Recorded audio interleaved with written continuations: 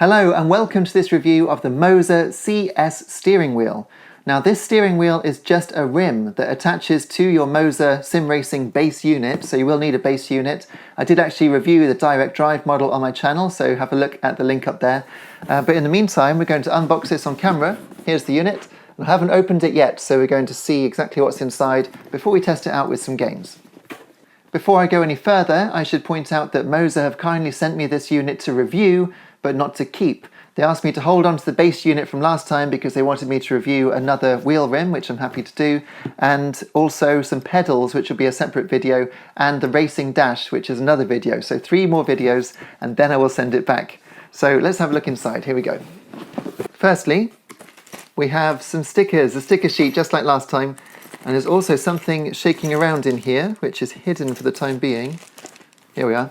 We've got 4 screws in here and an Allen key and 2 little plastic housing pieces. I'm not quite sure what they're for. And also it looks like some more of that foam material, which is double-sided with adhesive, so it will stick. But I'm not quite sure where it will stick just yet. The user manual is inside.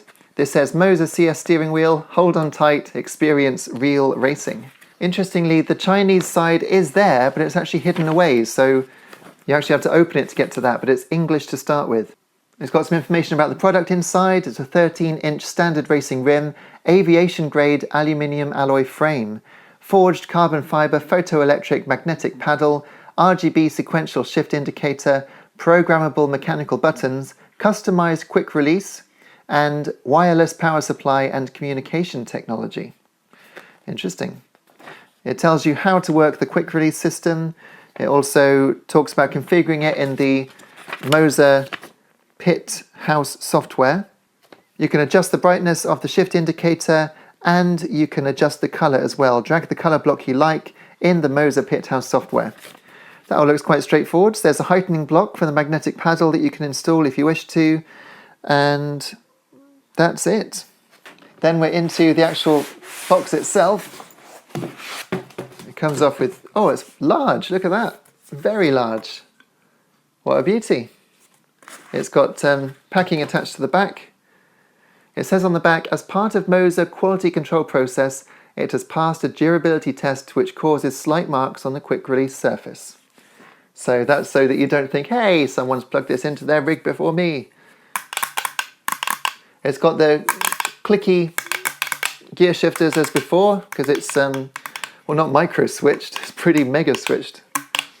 And it really feels like a proper steering wheel, like a car wheel. It's probably slightly smaller than the wheel that I've got in the family car, but it's almost as big. Really feels good. Lovely weight to it, really good. On the front of the wheel, you've got 2 analog sticks, interestingly marked menu and glance. I suppose that's for glancing around your cockpit and looking out the left and right, and at the back if you pull backwards. The menu would be your standard D-pad there. You've then got 6 face buttons, 2 for your left thumb. 1 is marked flash and 1 is marked pit. 2 of them aren't marked at all, so that's what the stickers are for. Then you've got a camera button and a reverse button. You've got a dial here for traction control and for brake bias as well. There is a LED readout across the top, which is going to display your revs. So if you get too high on the revs, need to change gear, then that's going to fill up and flash. In the middle it says MOZA, and it's got a really nice brushed metal finish in the middle. Seems to be leather around the outside, and you do have a little strip at the top of the wheel here, which is like a rally wheel, so that you can see when the wheel is centered when you haven't actually got time to look at it properly because you're focusing on the track. So I think that's all for the unboxing. It does look really nice, but let's see how it handles in games. The CS steering wheel rim connects to the base unit with a high quality quick release mechanism. You need to line up the ball bearings on the back, as well as the 2 indentations there, but once it's all aligned, the quick release system works very well, though you do need quite a lot of strength to push it, notably a little more than the quick release system of the RS steering wheel that I reviewed a few weeks ago. Even so, I've got no complaints. Doing this with 2 hands is very easy once you get the hang of it.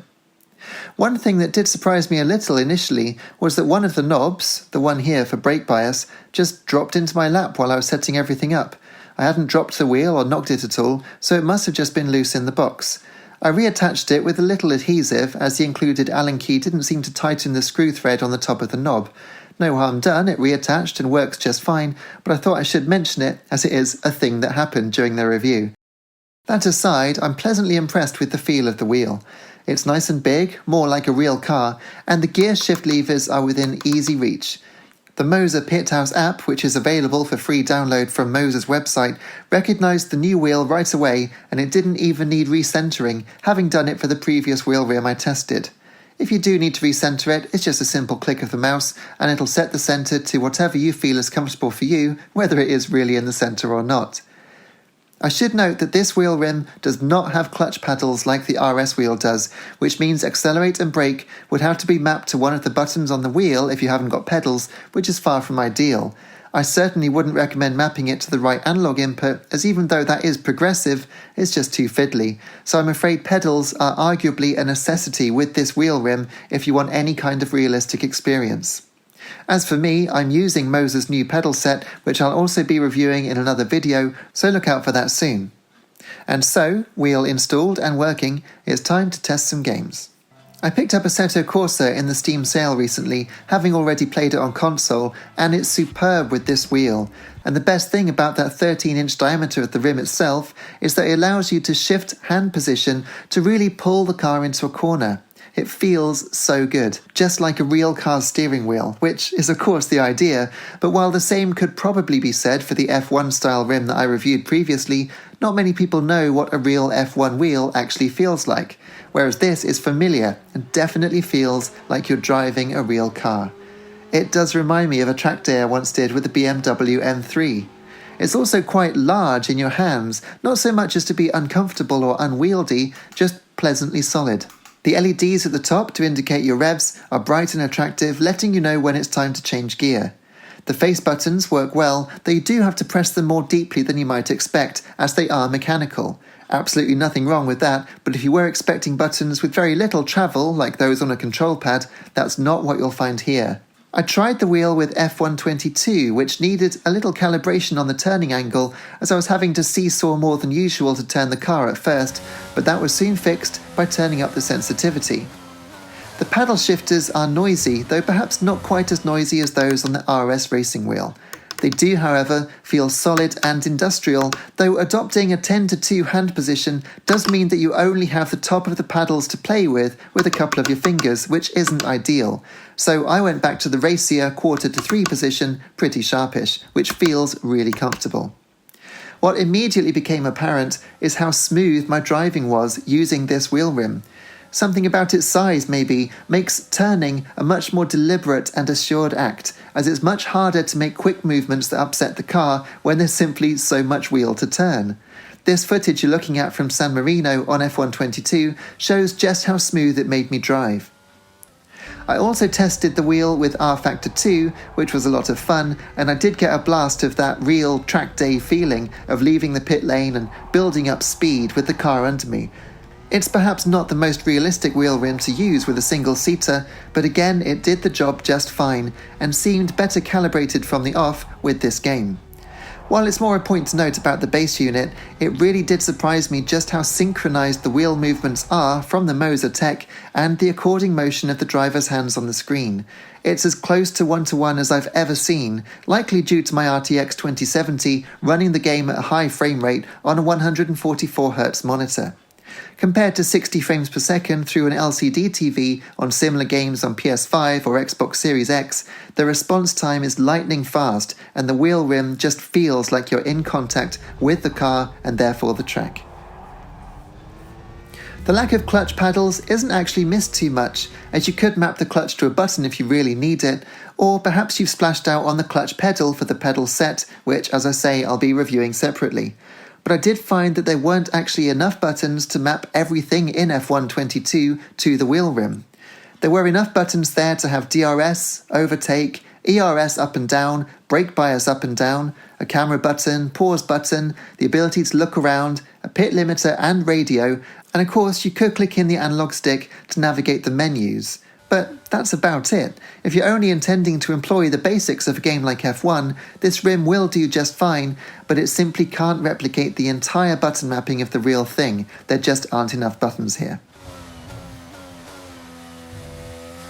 One thing that might sway your decision while you're looking at these rims is that this one only costs $279 US, which is comparatively cheap, though obviously a luxury in some ways, as an Xbox Series S is only $20 more than that. But even though this is an entry-level product in the MOZA range, the familiar high quality of that range is immediately apparent. That one loose knob aside, the whole thing feels robust and comfortable, and certainly feels like a premium piece of equipment due to the leather and high-quality metal. I wasn't sure I was going to like it, as it's just so large, but I do, very much in fact. I would say, however, that if you are spending all this money to get a wheelbase and pedals, and that's as well as a decent PC, fast monitor and all the rest of it, spending less on the one thing that actually connects the game to your hands is perhaps not the best idea. You've come this far, right? You might as well splash out and get the GS steering wheel, which feels truly state-of-the-art and looks the part too, whereas this looks a little workmanlike. But if you do want a cheaper rim, then you can't go far wrong with this one. I give the MOZA CS steering wheel a well-deserved 4 out of 5. A very nice wheel rim indeed, and one that definitely meets my standard for approval. Well, that's all for this video, though it is part of a trio of videos, so please look out for the remaining 2 if they're not in front of you right now. I've also recently reviewed the MOZA R9 wheelbase and GS steering wheel in a single video, which of course I recommend you check out too. Either way, thanks so much for watching, and I'll see you again soon. Cheers.